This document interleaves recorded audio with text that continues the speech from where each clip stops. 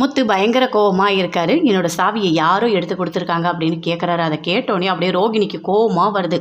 நானா பண்ணேன்? நான்லாம் எதுவுமே பண்ணலை, எல்லாரும் என்னையே கேட்டுட்ருக்கீங்க அப்படின்னு ரோகிணி ரொம்ப கோவமாக சொல்கிறாங்க. அப்படியே பார்க்குறாங்க விஜயா. அப்படியே பார்த்துட்டு சொல்கிறாங்க, நீ ஒன்றும் நல்லவெல்லாம் கிடையாது, முழு பூசணிக்காவை சோத்தில் மறைச்சவ தானே நீ அப்படின்னு விஜயாவும் அப்படியே திட்டுறாங்க. இல்லை ஆண்டி, நான் அப்படிலாம் பண்ணவே இல்லை, நீங்கள் ஏன் இப்படிலாம் பேசுகிறீங்க அப்படின்னு ரோகிணி கேட்குறாங்க. இங்கே பாரு முத்து, வீட்டில் இருக்கவங்க என்ன தான் கோவம் இருந்தாலும் இந்த மாதிரிலாம் யாரும் பண்ண மாட்டாங்க, நீ போ அப்படின்னு சொல்கிறாரு அண்ணாமலை. அங்கேருந்து அப்படியே முத்து உள்ளே போகிறாரு.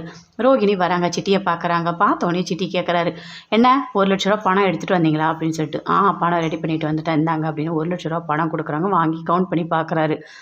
சரி ஓகே, இந்தாங்க நகை அப்படின்னு சொல்லிட்டு அந்த நகையை கொடுக்குறாரு. வாங்கிக்கிறாங்க. வாங்கிட்டு பார்க்குறாங்க. பார்த்துட்டு சரி நான் போயிட்டு வரேன் அப்படின்னு சொல்லிட்டு அங்கேருந்து அப்படியே போகிறாங்க.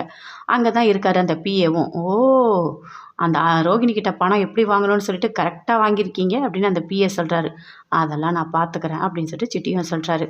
ரோகிணி வராங்க. ரோட்டில் வரும்போது அவங்க ஃப்ரெண்டு கல்யாணம் பண்ணிக்கிற அந்த பையனை பார்க்குறாங்க. பார்த்தோன்னே கொஞ்சம் பணம் கேட்குறாங்க. அவரும் கொடுக்குறாரு. இல்லை கண்டிப்பாக நான் திருப்பி கொடுத்துட்றேன் அப்படின்னு ரோகிணி சொல்கிறாங்க. பரவாயில்லைங்க, அதெல்லாம் ஒன்றும் இல்லை அப்படின்னு சொல்லிட்டு அங்கேருந்து அப்படியே போகிறாரு. ரோகிணி அப்படியே வராங்க வீட்டுக்கு. என்ன பண்ணலாம், இந்த நகையை எடுத்துகிட்டு போய் கொடுத்து எப்படியாவது அத்தையோட மனசை மாற்றிடணும் அப்படின்னு சொல்லிட்டு அப்படியே யோசிச்சுட்டு வீட்டுக்கு வராங்க.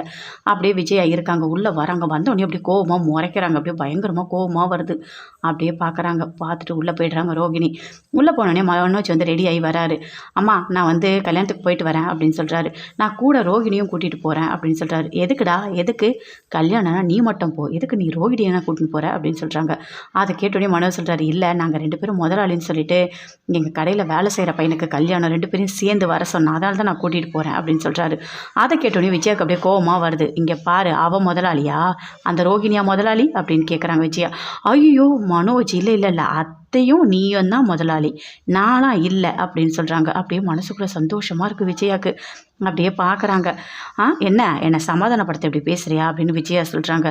அதெல்லாம் ஒன்றும் இல்லை அத்தை அப்படின்னு சொல்லிட்டு ரோகிணி சொல்கிறாங்க. இங்கே பாரு மனோஜ், நீ மட்டும் கல்யாணத்துக்கு போயிட்டு வா, ரோகிணி நீ போகக்கூடாது அப்படின்னு சொல்கிறாங்க. அப்படியே ரோகிணி டென்ஷனாக அப்படியே உள்ளே போகிறாங்க.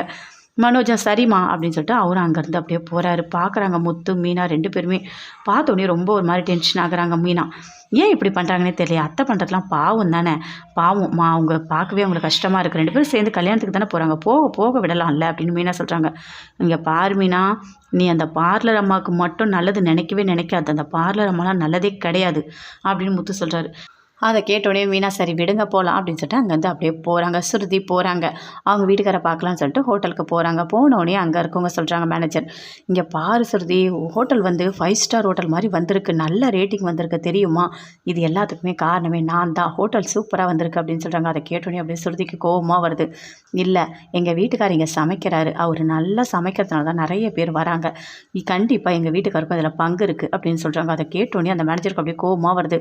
இங்கே பாரு, நான் தான் அதை மார்க்கெட்டிங் பண்ணேன், நான் தான் நிறைய கஸ்டமரை வர வச்சேன் அப்படின்னு சொல்கிறாங்க. நீங்கள் கஸ்டமரை வர வைக்கலாம், ஆனால் என் வீட்டுக்காரர் நல்லா டேஸ்ட்டாக சமைக்கிறதுனால தான் அவங்க சாப்பிட்டு இன்னும் 2 பேர்கிட்ட போய் எக்ஸ்ட்ரா சொல்கிறாங்க, அதனால் இன்னும் அதிகமாக வராங்க அப்படின்னு சொல்கிறாங்க. அப்படி சண்டை போட்டுகிட்டே இருக்காங்க. அதுக்குள்ளே சுருதியோட வீட்டுக்கார் வராரு. வந்தவொடனே என்ன இப்படி கத்திட்டு இருக்க அப்படின்னு சொல்கிறாரு. இல்லைங்க, அதெல்லாம் ஒன்றும்